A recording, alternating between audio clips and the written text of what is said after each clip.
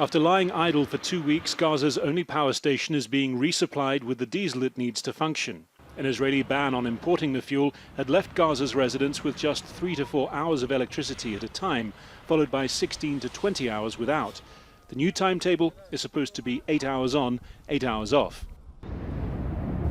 It's one of the immediate results of the agreement reached between Israel and Hamas after weeks of Israeli airstrikes in reply to Palestinian rocket and incendiary balloon launches, which risked a broader escalation. After a series of mediations, the last by Qatar, we agreed to stop the escalation in return for Israel's agreement to implementation projects in Gaza, which will create job opportunities. What happened is an important step towards lifting the siege.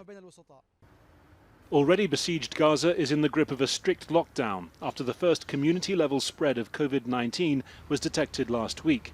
The Israeli ban on fishing has been lifted, but Hamas restrictions on movement mean boats remain stuck in harbour.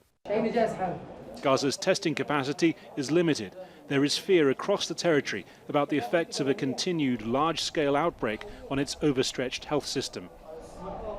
Whether this deal sticks may well be determined by progress on the longer-term demands by Hamas for job-creating infrastructure projects such as new water treatment plants and an industrial zone.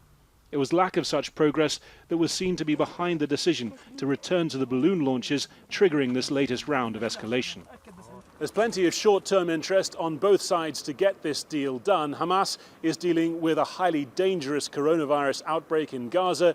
Israel would rather avoid a military confrontation while it works on its normalization agreement with the UAE. The question is whether this deal will address the core issues at the heart of these repeated cycles of violence or just engineer another temporary halt in hostilities. Harry Fawcett, Al Jazeera, West Jerusalem.